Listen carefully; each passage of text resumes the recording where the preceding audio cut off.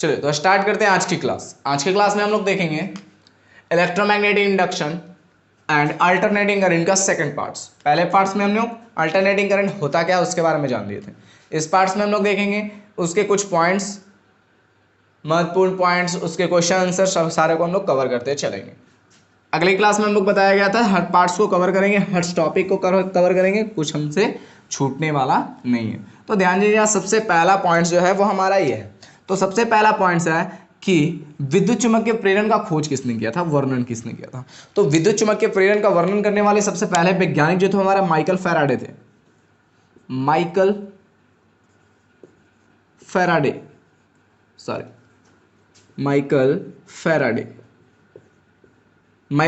ने सबसे पहले क्या बताया था, विद्युत चुम्बकीय प्रेरण के बारे में बताया था।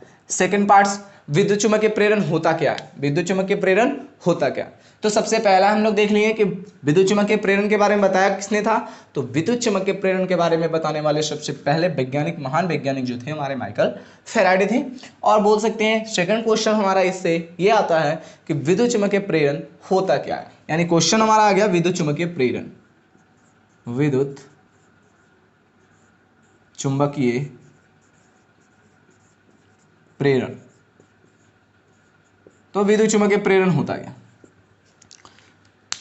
देखिए सुनिएगा ध्यान से। जब किसी चुंबक और कुंडली को आपेक्षिक गति कराते हैं, जब किसी चुंबक और कुंडली को आपेक्षिक गति कराते हैं तो उससे विद्युत धारा उत्पन्न होता है, या कभी कभी आप लोग को मिल जाएगा प्रेरित धारा उत्पन्न होता है। उत्पन्न धारा को या बोल सकते हैं, फिर से देख लीजिए, विद्युत धारा या प्रेरित धारा, दोनों में से कुछ भी मिल सकता है। फिर से इसे देखते हैं, विद्युत चुम्बकीय प्रेरण। विद्युत चुम्बकीय प्रेरण इलेक्ट्रोमैग्नेटिक इंडक्शन कहते किसको है, इलेक्ट्रोमैग्नेटिक इंडक्शन कहा किसे जाता है। तो ध्यान दीजिएगा, जब किसी चुंबक और कुंडली को अपेक्षिक गति कराते हैं तो विद्युत धारा उत्पन्न होता है। उत्पन्न धारा को प्रेरित धारा कहते हैं और इस घटना को विद्युत चुम्बकीय प्रेरण कहा जाता है। क्या बोले, फिर से ध्यान दीजिए एक बार और, लास्ट है ये। जब किसी चुंबक और कुंडली को अपेक्षिक गति कराते हैं, कौन कौन सा पार्ट्स होगा इसमें, कौन कौन किसको अपेक्षिक गति कराएंगे, एक होगा चुंबक और दूसरा क्या हो जाएगा, कुंडली। एक हो जाएगा चुंबक और दूसरा हो जाएगा कुंडली, दोनों को कौन सा गति कराएंगे, आपेक्षिक गति कराएंगे। आपेक्षिक मतलब एक दूसरे के सापेक्ष, आपेक्षिक गति कराएंगे। जब किसी चुंबक और कुंडली को आपेक्षिक गति कराएंगे तो विद्युत धारा उत्पन्न होगा। उत्पन्न धारा को उत्पन्न धारा को प्रेरित धारा कहेंगे और इस घटना को विद्युत चुम्बकीय प्रेरण कहा जाता है। जब किसी चुंबक और कुंडली को अपेक्षिक गति कराते हैं बाबू, तो एक चीज और की उत्पत्ति होती है, एक और धारा की उत्पत्ति होती है जिसे हम लोग बोलते हैं विद्युत वाहक बल, electromagnetic force, EMF, electromagnetic force, विद्युत वाहक बल। विद्युत वाहक बल की उत्पत्ति ही होती है। तो हम लोग बोल सकते हैं विद्युत वाहक बल की उत्पत्ति कैसे होती है, तो किसी चुंबक और कुंडली को अपेक्षिक गति कराते हैं तो विद्युत वाहक बल की भी उत्पत्ति होती है। तो ध्यान दीजिएगा, यह हमारा विद्युत चुम्बकीय प्रेरण का क्या था, ये डिफिनेशन था। तो अगला पॉइंट हम लोग देखेंगे कि विद्युत चुम्बकीय प्रेरण के लिए फैराडे के नियम। क्या देखेंगे, विद्युत चुम्बकीय प्रेरण के लिए माइकल फैराडे के नियम। तो विद्युत चुम्बकीय प्रेरण के लिए माइकल फैराडे ने कितने नियम दिए थे, तो ये 2 नियम दिए थे। कितने नियम दिए थे, 2 नियम, 2 लॉ दिए थे, 2 लॉ दिए थे। ध्यान दीजिएगा, सबसे पहला जो है वो जस्ट इसी के डेफिनेशन का कुछ अंश है, इसी के डेफिनेशन का कुछ अंश है। तो सबसे पहला डेफिनेशन सुनिएगा ध्यान से, सबसे पहला नियम सुनिएगा। जब किसी चुंबक और कुंडली को आपेक्षिक गति कराते हैं तो विद्युत वाहक बल की उत्पत्ति होती है। मैंने जस्ट अभी बोला था कि चुंबक और कुंडली को अपेक्षिक गति कराते हैं तो विद्युत वाहक बल की उत्पत्ति होती है। यह किसका नियम है, तो माइकल फैराडे का प्रथम नियम है, माइकल फैराडे का प्रथम नियम है। अब देखिए दूसरा नियम देखेंगे। तो दूसरा नियम ये हो जाएगा, उत्पन्न विद्युत वाहक बल का मान चुंबकीय फ्लक्स में परिवर्तन के दर के समानुपाती होता है। या उत्पन्न विद्युत वाहक बल का मान चुंबकीय फ्लक्स में परिवर्तन के दर के समानुपाती होगा। तो क्या हो जाएगा, विद्युत वाहक बल को इससे सूचित करेंगे, ये इज इक्वल टू चुंबकीय फ्लक्स में परिवर्तन के दर के समानुपाती। चलिए जो बोला उसी को लिखते हैं, डायरेक्टली प्रोपोर्शनल।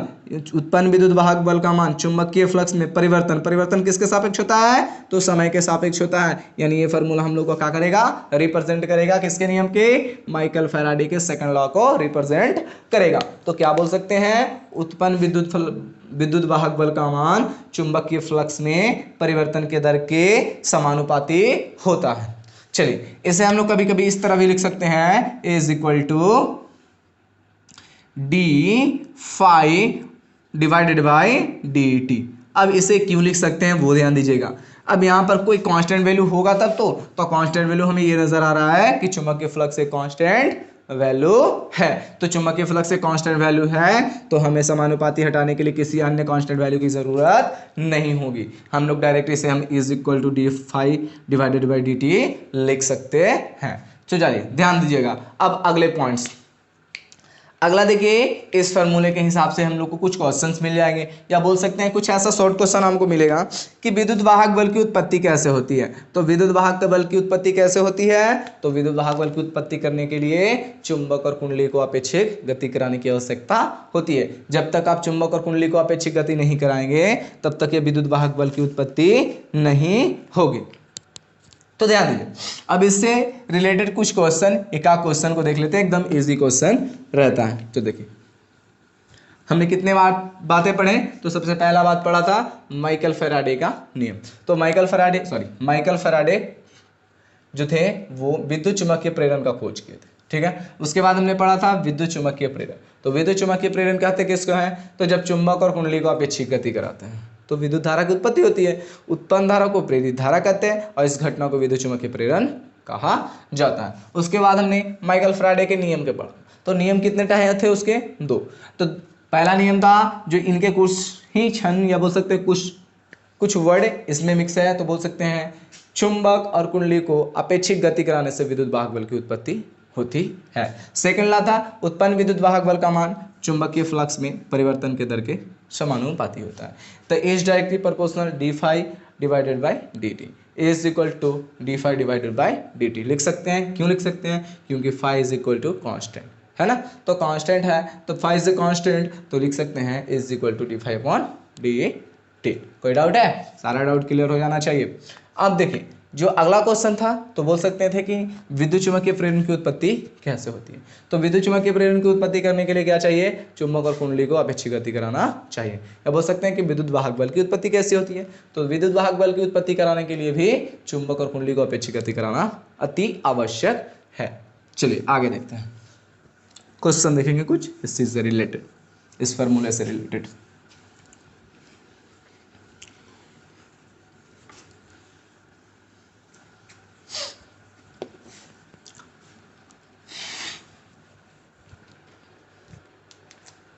देखिए क्वेश्चन है 5 सेकंड में किसी चुंबकीय फ्लक्स का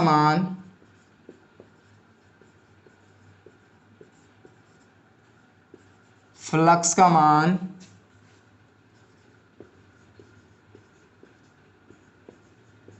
का मान 12 वेबर से 32 वेबर हो जाता है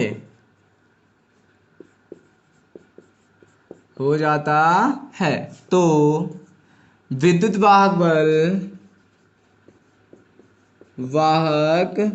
बल का मान कितना होगा, मान निकालें। कोई दिक्कत, चलिए क्वेश्चन जितना आपको लंबा लग रहा है उतना ही छोटा है। अब ध्यान दीजिए, मैग्नेटिक फ्लक्स डिफरेंस कितना आ गया, सबसे पहले फाई का वैल्यू निकालना है। तो फाई का value phi is equal to, देखिए क्वेश्चन जब भी बनाइए तो यहाँ पर लिखा रहना चाहिए गिवन, दिया हुआ क्या क्या है, सबसे पहले इसे चुन लेना है। तो फाई का वैल्यू नजर आ रहा होगा 12 से 32 हुआ है, 12 से 32 हुआ है। कहने का मतलब काम कितना हुआ है, तो 12 से 32 जाने में कितना काम हुआ है, तो काम निकालने के लिए 32 माइनस 12 कर देंगे तो इज इक्वल टू 20 वेबर का काम हुआ है।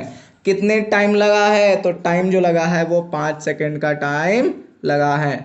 क्या यार टेक्निकल प्रॉब्लम इतना ज़्यादा, तो 5 सेकंड का टाइम लगा है, टाइम भी कुछ ज़्यादा नहीं लगा है।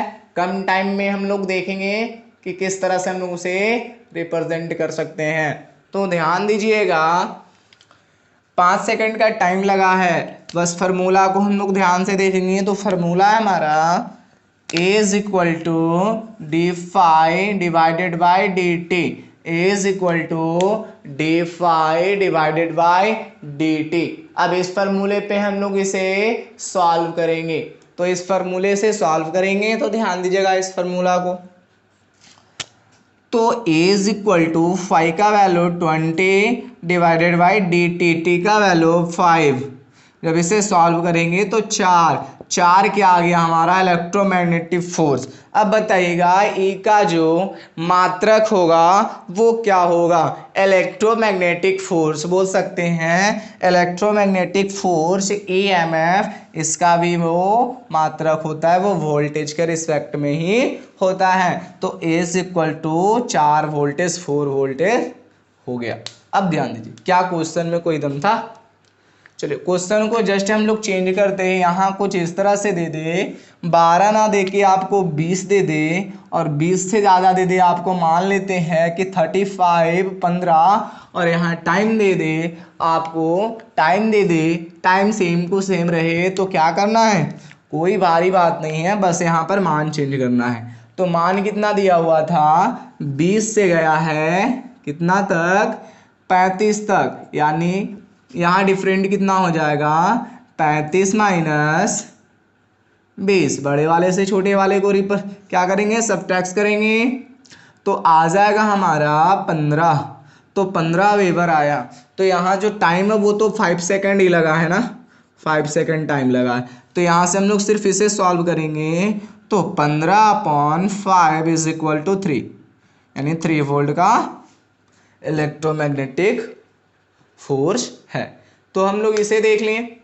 चलो ये इसी तरह से आपको क्वेश्चन बोल देगा कि यहाँ से आपको टाइम दे देगा, टाइम देने के बाद आपका ये विद्युत वाहक बल का मान भी दे देगा और कहेगा कि वहाँ से आप लोग किसे निकालिए, तो निकालने का जो मान देगा वो आपका क्या दे देगा, चुंबकीय फ्लक्स का मान निकालने के लिए दे देगा। बोल देगा चुंबकीय फ्लक्स का मान कितना होगा। तो चुंबकीय फ्लक्स का यदि मान निकालने के लिए कहेगा तो आप ये दोनों को मल्टीप्लाई कर दीजिएगा। मान लेते हैं कि हाँ विद्युत बल का मान दे दे आपको 2 वोल्ट, कितना वोल्ट दे दे, 2 वोल्ट। उसके बाद दे दे टाइम दे दे आपको 5 सेकेंड, कितना सेकेंड, 5 सेकेंड। टाइम यदि 5 सेकेंड दे दे और यहाँ से बोल दे आपको क्या निकालने के लिए कि आपका यहाँ चुंबकीय फ्लक्स में परिवर्तन का मान कितना होगा, तो कितना हो जाएगा वो 10 वेबर होगा। चलिए इस क्वेश्चन को भी हम लोग देख लेते हैं। तो क्वेश्चन क्या था, ध्यान दीजिए क्वेश्चन को फिर से देखिए क्या कर दिया क्वेश्चन, 5 सेकेंड में किसी चुंबकीय फ्लक्स का मान कितना होगा, क्या कर दिया, कितना होगा, कितना होगा यदि